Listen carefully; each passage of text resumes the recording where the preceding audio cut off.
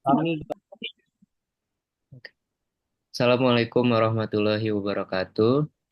Kami dari kelas 177 kelompok 4 ingin mempresentasikan tentang analisis dampak pembajakan software di era digital. Dan next. Untuk anggotanya ada Faisal Rio dan Angrilo, ada Raffi Hilmi, Kausar Ramadan, saya sendiri Isan Ramadan, Deddy Murphy, dan Akbar Hosam Delmiro.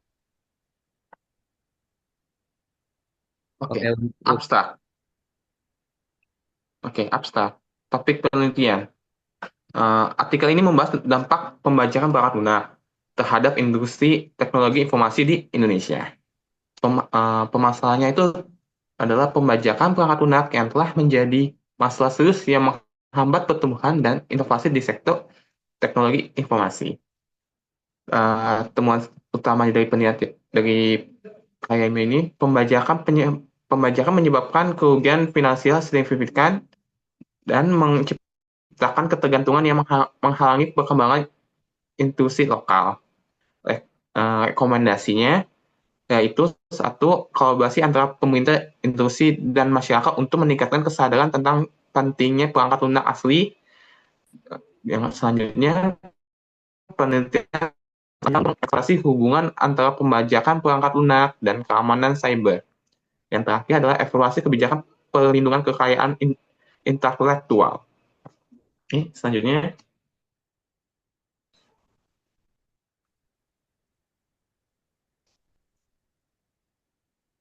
Dengan adanya perkembangan teknologi informasi yang telah membawa perubahan signifikan di berbagai sektor kehidupan, seperti komputer dan perangkat lunak, menjadi elemen inti dalam pengoperasian teknologi digital. Dengan hadirnya inovasi seperti artificial intelligence, blockchain, dan cloud computing, kita dapat melihat bagaimana teknologi ini terus berkembang untuk memenuhi kebutuhan manusia yang semakin kompleks. Namun, dengan perkembangan teknologi ini juga membawa tantangan, terutama dalam perlindungan hak kekayaan intelektual dan hak cipta. Sayangnya, regulasi saat ini seringkali tidak mampu mengikuti kecepatan perkembangan teknologi. Inovasi seperti AI, blockchain, dan cloud computing dan seringkali belum terakomodasi dengan baik oleh aturan yang ada. Di sisi lain, perangkat lunak memiliki peran penting. Perangkat lunak sistem mendukung program lain, sementara perangkat lunak real-time memantau dan mengontrol aktivitas harian kita. Dengan peran sebesar ini, perlindungan hak KI menjadi semakin krusial. Dengan tangan-tangan ini juga berdampak pada penggunaan. Salah satu resiko besar adalah rentannya perangkat lunak terhadap serangan cyber, terutama jika menggunakan perangkat lunak bajakan. Perangkat lunak bajakan sering tidak mendapatkan pembaruan keamanan yang bagus. Di Indonesia, tingkat pembajakan perangkat lunak mencapai 83%. Hal ini disebabkan oleh mahalnya harga lisensi dan lemahnya penegak hukum. Kebanyakan ini tidak hanya merugikan pengembang, tetapi juga menghambat inovasi di sektor teknologi. Kemudian, selanjutnya,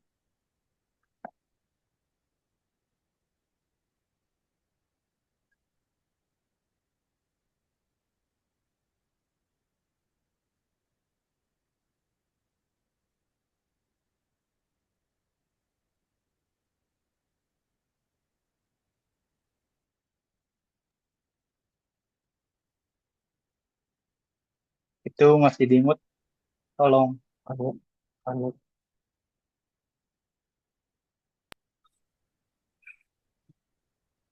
Untuk bagian kajian literatur, di sini desain studi kami menggunakan desain deskriptif kualitatif dengan pendekatan analisis konten.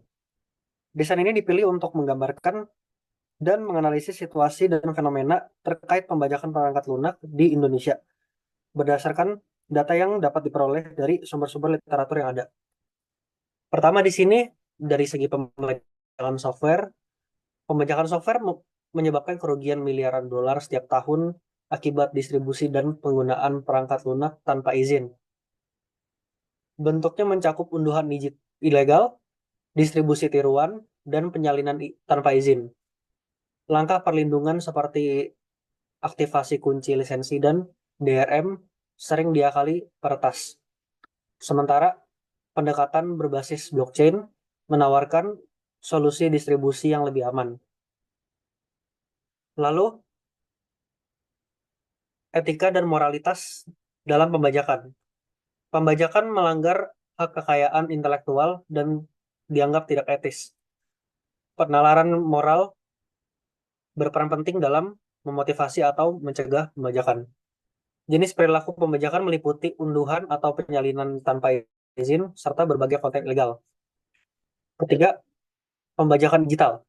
Pembajakan digital melibatkan pengunduhan dan distribusi konten berhak cipta seperti musik, video, dan buku elektronik tanpa izin, menyebabkan kerugian ekonomi dan hambatan inovasi.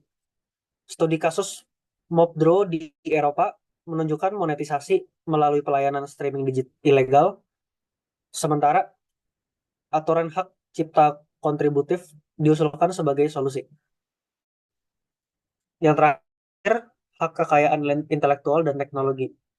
Regulasi HKI berupaya mengurangi pembajakan software dengan mengandalkan teknologi. Meskipun efektivitasnya sangat bergantung pada inovasi dalam perangkat lunak bajakan. Lanjut ya.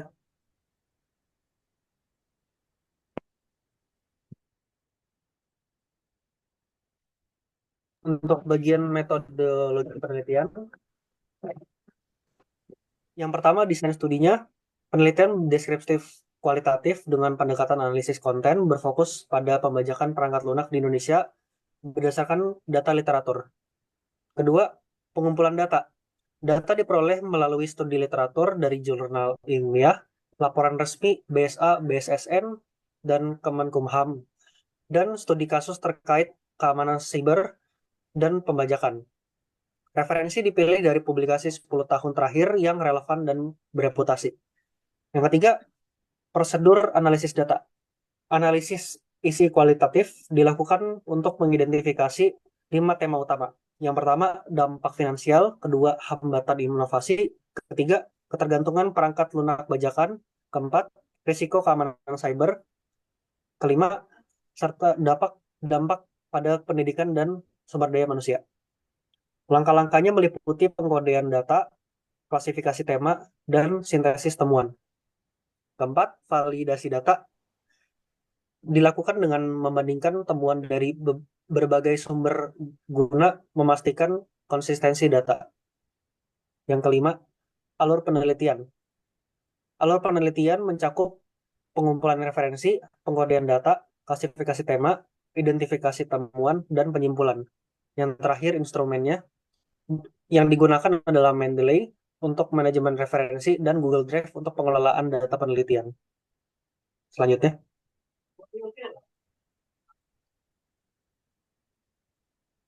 Oke, untuk hasil dan pembahasan akan dibahas oleh saya, Raffi Ilmi. Nah, pada sesi ini kita akan membahas bagaimana pembajakan perangkat lunak berdampak pada industri teknologi informasi di Indonesia. Fokus yang akan saya bahas ada 3, yaitu dampak finansial yang signifikan, hambatan terdapat inovasi, dan ketergantungan masyarakat pada perangkat lunak bajakan. Oke, mari kita mulai dengan melihat sisi finansial. Dari data yang dirilis Business Software Alliance, tingkat pembajakan perangkat lunak di Indonesia mencapai 83% atau sampai bahkan 86%.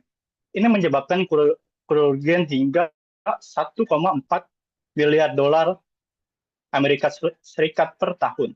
Bagi pengembang lokal, pembajakan ini membuat mereka kehilangan pendapatan yang seharusnya digunakan untuk R&D atau Research and Development.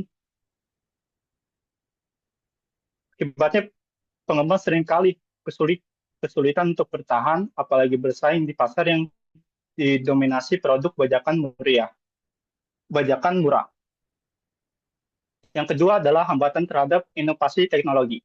Pembajakan juga menciptakan hambatan besar terhadap inovasi.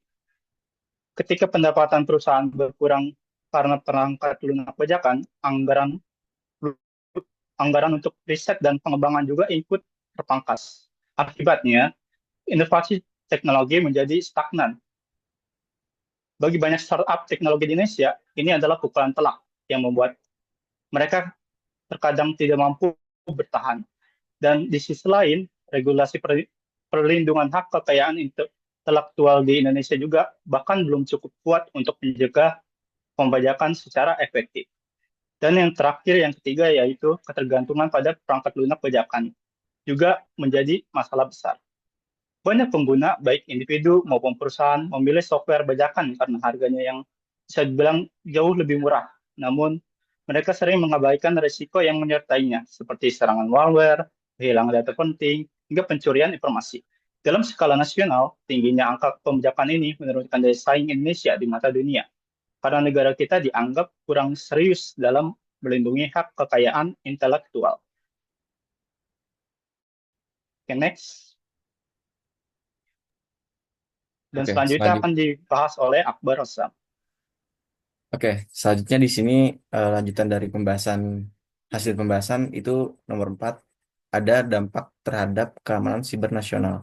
Sebanyak 65% serangan malware berasal dari perangkat lunak bajakan ID CIRT 2023, menyebabkan kerugian hingga triliunan rupiah per tahun. Contoh kasus PT Maju Bersama mengalami kerugian sebesar 12,7 miliar akibat serangan ransomware karena penggunaan perangkat lunak bajakan tanpa pembaruan keamanan. Dan terakhir, sisi nomor 5, pengaruh pada pendidikan dan pengembangan SDM. Sebanyak 72% lulusan IT kesulitan beradaptasi dengan perangkat lunak resmi, memaksa perusahaan mengeluarkan biaya tambahan untuk pelatihan ulang. Contohnya situ ada Universitas Teknologi Nusantara melaporkan kerugian 1,2 miliar akibat keterlambatan proyek dan pelatihan khusus untuk perangkat lunak seperti AutoCAD. Next. Oke, untuk kesimpulan dari presentasi ini, yaitu ada keselarasan tujuan dan temuan, yaitu penelitian ini membuktikan bahwa pembajakan perangkat lunak di Indonesia memiliki dampak yang sangat negatif pada sektor teknologi informasi ya, baik dari segi finansial, inovasi, maupun ketergantungan yang merugikan. Yang kedua, pembajakan menghambat kemajuan industri TI dan mengurangi daya saing global Indonesia. Lalu ada dampak pembajakan. Dampak-dampaknya yaitu mengurangi pendapatan pengembang perangkat lunak, menyebabkan stagnasi dalam inovasi teknologi, meningkatkan kerentanan terhadap ancaman keamanan siber, dan yang terakhir membentuk siklus ketergantungan yang merugikan bagi pengguna dan industri TI. Oke, next. Oke, baiklah. Silakan dari kelompok kami. Eh, Nama studi jangka panjang. Untuk studi yang panjang yaitu penelitian lebih lanjut mengenai dampak jangka panjang pembajakan perangkat lunak terhadap industri TI di Indonesia. Yang kedua, penelitian mendalam mengenai regulasi perlindungan hak kekayaan intelektual atau HKI dan dampak pada informasi lokal. Selanjutnya adalah strategi kepada masyarakat. Strategi kami ada dua, yaitu mengembangkan strategi untuk meningkatkan kesadaran dan pentingnya perangkat lunak asli. Yang kedua, penelitian tentang penggunaan teknologi baru seperti blockchain untuk mengintegrasi pembajakan perangkat lunak. Selanjutnya adalah keamanan cyber dan pembajakan. Kami bisa memberikan satu dua menyelidiki hubungan antara pembajakan perangkat lunak dan ancaman terhadap keamanan cyber. Yang kedua adalah penelitian tentang dampak pembajakan terhadap kepercayaan investor dalam industri IT. Dan strategi kami yang terakhir untuk kebijakan pemerintah yaitu analis kebijakan pemerintah dalam penanggulangan pembajakan dan rekomendasi untuk mengoptimalkan kebijakan tersebut untuk mendukung industri IT lokal. Thanks.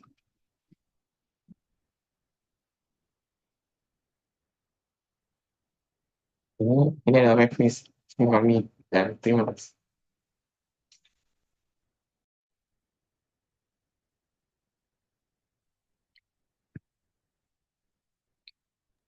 Oke, eh, sekian dari presentasi kita. Kurang lebihnya mohon maaf. Wassalamualaikum warahmatullahi wabarakatuh.